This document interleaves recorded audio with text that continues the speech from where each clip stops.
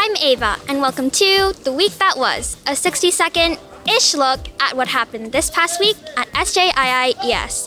Yumi, start the clock. Thanks, Ava.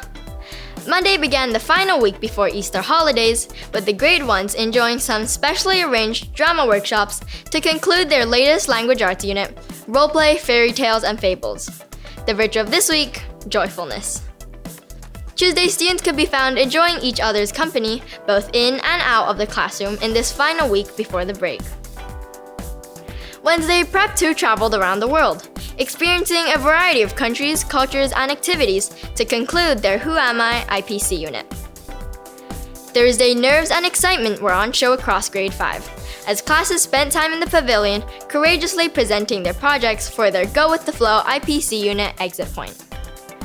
Friday ended the week on a very joyful note, with the school being magically transformed and everyone working within their houses to finish a specially set up Easter scavenger hunt throughout the school.